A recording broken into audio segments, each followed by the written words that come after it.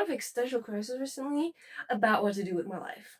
Like because I have a lot of potential um to do anything. Really, I can do anything in my life. It's really hard to decide what to do when you can do anything. I have a lot of potential to do anything I want, but then I can't do shit because I can't literally leave my bed because I'm lazy. No, because I have depression. Don't get me wrong. My number one dream was to write a book when I was little. Okay, because I loved reading. It was like my number one love in life. I just cried my neck. Number one love, And I was a dreamer, so I have a lot of things going on in my head, and a lot of characters, and a lot of stuff happening, and a lot of like they're not even from this world. That they just have their own lives. There, up there in my brain, and I was like, okay, like I could do this, and that's definitely the thing to do for me. But then there are other things that I can do. I can work on other stuff as well. And I recently discovered I can even get paid to do nothing, which really isn't good for you. Like you could just save the world that money, but you could have saved yourself the money you get for doing nothing, which is a life lesson I learned. You can't save yourself with money earned with nothing because this little mental bitch here doesn't like it really if you have that potential to do good things for the world. If you don't have that mental bitch, you're good. Just do whatever or don't to get money. It's quite alright, really. I'm just gonna open Fable and talk shit about books. No, I'm gonna talk about the books that I love because this is the first ever video I make for YouTube. So why not make it something positive? I have this favorite books list here on Fable, and it's called "So Grateful These Books Exist." This is the title of the video. Okay, so I'm so grateful these books exist because they save me a lot of time from overthinking about shitty stuff in life. So, the last book that I'm gonna mention is the book that saved my life. Literally, I get really emotional thinking about it. First book I'm gonna talk about is I Hope This Finds You Well by Natalie Sue. So this book, oh my god, I don't like people. I actually think that they don't like me, so I don't like them back. If I feel like if I am convinced that that person likes me, I like them back. But if I feel like even if you just walk past me and I'm like, no, she doesn't like me, I'm not gonna like you. I'm not gonna allow myself to like you because then it's just gonna end up me getting bullied for nothing because that's a trauma response to my high school years, really. And this is actually about an adult in an adult job, really. So Jolene is working at an office, and she really hates her colleagues, just like I hated my classmates at high school. Or can I say her colleagues hate her? Really, it's a really toxic working space for her. So she gets frustrated a lot, and to get that out, she types her true feelings in her emails that she sends to her colleagues. It's written a color to match the background, so since it's all white, the colleagues can't really see those things. But the thing is that it gets discovered eventually somehow, and so the book starts there. She gets in trouble. She gets to, like she has to do these HR meetings, and then her computer gets this weird it's kind of like parental control, but it's for the HR guy.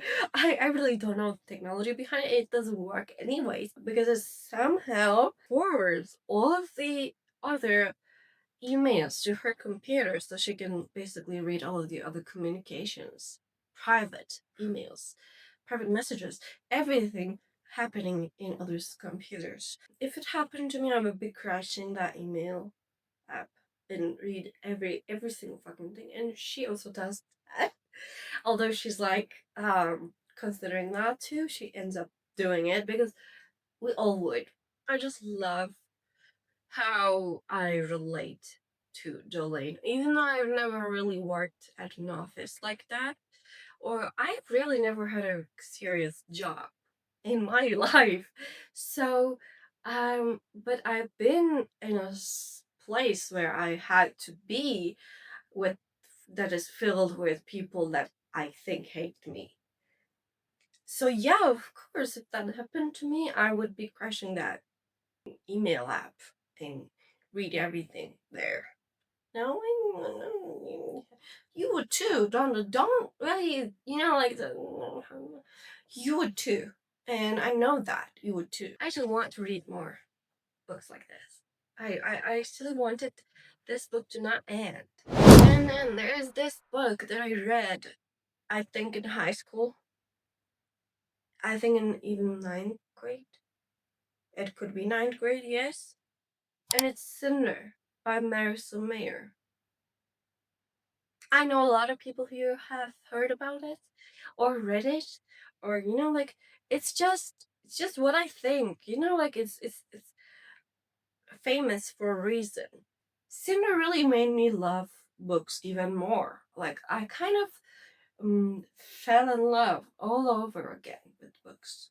I always loved books, but with Cinder it was like a second love type thing, and I just loved that it was a normal story, Cinderella, but it's way better, and it's imagined in a really captivating way. And I'm not saying it has really deep meaning, it's like a masterpiece. It's not. It's just a fun book, but it's a really cool thing, like to have fun with a book at that age. This book felt like a TV show, and I loved it, and I'm still waiting for it to get adapted after all these years because it made me love reading, and it made me gain a whole new perspective at reading. I really loved reading, but I found a new way to enjoy reading. So I loved that aspect. I'm not really saying it's like a masterpiece, it's perfect, it has no issues throughout the series. No, it probably has issues, but I can see those because I was enjoying it so much, and that's what I needed at the age. So I'm really glad this book exists. And even Levana, I love you. All these characters are all so perfect to me. It's like I was fangirling over this. I was like making dreamcasts, and I was making, like I was even casting my favorite actress, this woman. And I have Carmilla because I'm gay. Oh no. Now that I said it, I won't be able to translate this to Turkish because then my family might watch it and then I'm gonna be like, I am sorry. It's not really what they do in here, but they might. Carmela is a really classic. I'm like, everyone knows about it, so I'm not gonna really pretend that it's a whole new discovery because it is. And then I have a really cute book, and it's called "Will Prescribe You a Cat." How cute is that? How cute is that? And I even bought the Turkish edition for my sister. She doesn't read it. I don't care. Maybe one day she will. I hope she will. A really positive book about really positive things. It's about cats. I mean, there's this psychiatrist that literally prescribes cats to his patients. We read about these patients getting healed with his cats. After I finish the book, it also is really sad, by the way. So get ready for that. Like, yes, it's a positive book. Yes, it has some, like it will literally open up your heart and just put some light in it, literally. But it's still sad.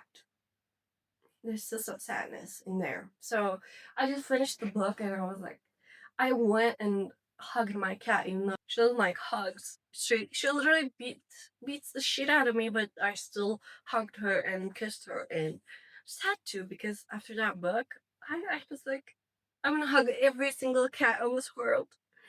I want to hug all of you and save all of you, and I want, like, if I could, I would. You know, like, I wish I had that power. The last book, I really don't want to mention this here, but the last book is A Weird World by Clive Barker. This book is my whole personality, although it doesn't look like it. It is. I have been trying to make all of my friends read this book, but none of them have. So I guess I have to just yap about it here. I bought this book when I was in 10th grade, and then it was supposed to be a gift for someone I cared about. And then when we were gonna meet that someone, he couldn't make it. So I had to wait, but then we weren't talking anymore. So I was left with the gift. We were gonna read it together. It was a plan, but then it didn't happen because I couldn't give that to him. And so I just had to stay on my bookshelf for like, let's say 2019 to 2022. So it was 3 or 4 years. I heard really good things about it, so I wanted to read it. It was like uh one of my most anticipated reads, and I had to, like, delay it because it reminded me of that one situation. I read it and it changed my life. No, it didn't change my life, but it changed me. It's a dark fantasy horror type of book, and it's really harsh. It has a lot of trigger warnings. I can't even really just listed all of it in here. It needs the it's not for everyone, and I'm glad we didn't read it with that person because it might not be for him. It's not for everyone. You might not like it. Yeah, so don't even try to like it if you're not into it. But it's a really well written book, and it's really deep. Every time I read it, I discover something new to fall in love about it. And I love this book so much, as you can tell. It's about this magical world weaved into this carpet, and this one human boy, or a man actually, um, who is actually depressed, and he's a little dreamer. He's been a dreamer since, childhood, and he doesn't really have the best life. He is depressed, although it doesn't really say in the book. You can tell that he is depressed with his life. He discovers this carpet really accidentally, and he thinks he's gone mad. He's become mad money, but then it turns out to be true. It turns out to be actually real, and then a whole new world is in front of him, and he has to save this carpet from those bad guys. And then there's so many magical stuff that are so fucking dark that could traumatize you and kill you. And then he's doing everything to save this world that isn't even his own. Even this, people of the carpet really tells them that, like, this isn't your world. It's not your job to save this world. Like, maybe you shouldn't save it. Maybe you shouldn't just go and die for it.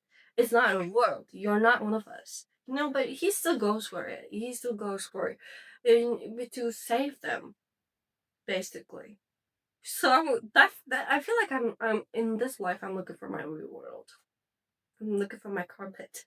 I'm fighting for it at least. I know that I have a carpet, and the thing about this carpet is that the thing about this beautiful magical world is that when you are away from it, you forget about it, and it really reminds me of depression and happiness because when you're in when you're in a depressed stage, when you're depressed, you don't really remember what happiness feels like, or that there are good things in life, because, like, it's just what it is. It really blocks out everything that could remind you of happiness. So that's what I get from this. I have a lot of things to say about this book. I couldn't really put it in one video. I'm done talking. It's been 45 fucking minutes. Yeah. If you watched all of this, thank you. If you didn't, thank you. Because it's just one less person to worry about.